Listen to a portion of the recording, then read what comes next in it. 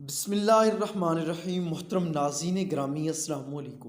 ناظرین گرامی، دریائے فرات کہاں سے بہتا ہے، کہاں واقع ہے، اور اس دریا کی کیا کیا خوبی ہیں، اور ہر مذہب کے لوگوں نے اس سے کیا اہمیت دی ہوئی ہے، تو ناظرین گرامی یہی آج کی ہماری ویڈیو کا موضوع ہوگا۔ ویڈیو شروع کرنے سے پہلے میں آپ سے ریکویسٹ یہ کروں گا کہ آپ نے ابھی تک میرا چینل سبسکرائب نہیں کیا تو پلیز میرے چینل کو سبسکرائب ضرور کر دیں۔ تو ناظرین گرامی، دریائے فرات جسے نہر فرات بھی کہا جاتا ہے، اور اس دریا کے بارے میں مختلف روایات ہیں۔ ناظرین گرامی، مختلف روایات میں کہا جاتا ہے کہ دریائے فرات کا پانی جنت میں بہنے والی نہر سے آتا ہے۔ مختلف مذاہب نے اس سے مختلف اہمیت دی ہے، اور اسی دریا سے سونے کا پہاڑ بھی ظاہر ہونے کے واقعات موجود ہیں۔ ناظرین گرامی، دریائے فرات براعظم ایشیا میں واقع ہے، اور ترکی میں جنوب مغرب سے شروع ہوتا ہے، اور کہا جاتا ہے کہ یہ دریا دو دریائے دجلہ اور دریائے فرات مل کر بہتا ہے، اور کہا جاتا ہے کہ ترکی میں مشرق سے یہ دونوں دریا 50 میل تک اکٹھے ہی بہتے ہیں، اور اس کے بعد یہ دریا مغرب کی جانب چلا جاتا ہے۔ اور ناظرین، اس دریا کی جو لمبائی ہے 1740 میل ہے۔ ناظرین گرامی، دو دریاؤں کی وجہ سے عراق کا قدیم نام ابو نہرن تھا، یعنی کہ دو نہریں، اور یہ ہزاروں سالوں سے یہ دونوں دریا اکٹھے ہی بہہ رہے ہیں، اور ان دریاؤں کے کناروں پر ہزاروں لوگ آباد اور برباد ہوئے ہیں۔ اس کی وجہ یہ تھی کہ اس کی آس پاس کی زمین بہت زرخیزی تھی، جس کی وجہ سے لوگ یہاں آ کر اپنی کاشتکاری کرتے تھے اور فصلیں اگاتے تھے، اور یہاں سے رزق کماتے تھے۔ ناظرین گرامی، کئی قوموں نے یہاں مستقل رہنے کے لیے اپنے پاؤں جمانے کی کوشش کی، اور اسی لیے وہ آپس میں ایک دوسرے کو آباد اور برباد کرتے رہے۔ مختلف قومیں یہاں آ کر آباد ہوتی رہیں۔ ناظرین گرامی، دریائے فرات اور دریائے دجلہ کے دونوں اطراف میں اسلامی، روحانی اور تجارتی مراکز ہیں، اور یہ علاقے نہ صرف اناطولیہ بلکہ عالم اسلام کے لیے بہت فائدہ مند ہیں۔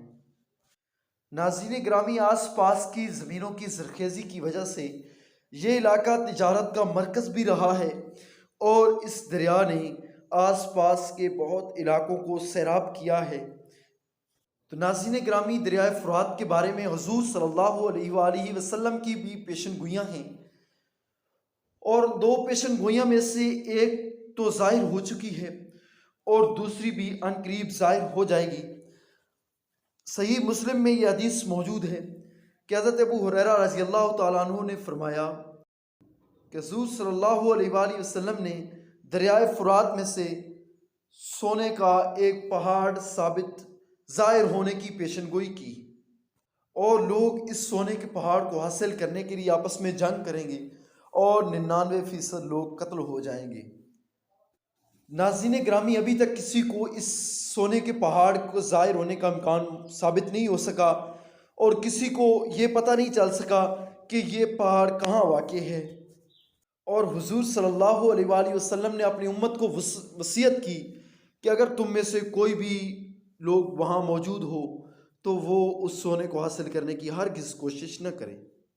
اور اس کے ساتھ ساتھ اور یہ بھی پیشن گوئی تھی کہ یہاں ایک آگ بھڑک اٹھے گی، اور اس سے عرب کے اونٹ صاف ظاہر دکھائی دینے لگیں گے۔ تو یہ پیشن گوئی 7ویں ہجری میں ثابت ہو چکی ہے، اور اس بات پر محدثین کا بھی اتفاق ہے کہ یہ پیشن گوئی 7ویں ہجری میں ہی ثابت ہوئی ہے۔ اور قیامت قریب میں یہ دریا سوکھ جائے گا، جس سے وہ سونے کا پہاڑ ظاہر ہوگا، اور جس سے بہت بڑا فتنہ برپا ہوگا، اور ہر 100 میں سے 99 آدمی قتل ہو جائیں گے۔ ناظرین، اس بات سے تو آپ بخوبی واقف ہوں گے کہ یہاں دریائے فرات کے مقام پر حضور نبی کریم صلی اللہ علیہ وآلہ وسلم کے نواسے حضرت امام حسین علیہ السلام اور ان کے ساتھیوں کو شہید کیا گیا تھا، اور اس دریائے فرات کا پانی یزید نے آپ صلی اللہ علیہ وآلہ وسلم کے اہل خانہ پر بند کر دیا تھا، اور 10 دن تک ان پر یہ پانی بند رہا، اور اس کے بعد ان کو شہید کر دیا گیا۔ اور یہاں بہت بڑی شہادتیں ہوئیں۔ سب سے بڑی شہادتوں میں حضرت امام حسین رضی اللہ تعالیٰ عنہ کا نام ہے، اور حضرت علی اصغر، حضرت علی اکبر، اور حضرت عباس رضی اللہ تعالیٰ عنہ، اور دیگر حضور علیہ السلام کے چشم و چراغ بھی موجود تھے، اور جن کو محرم کے 10 کو شہید کیا گیا۔ اور ایک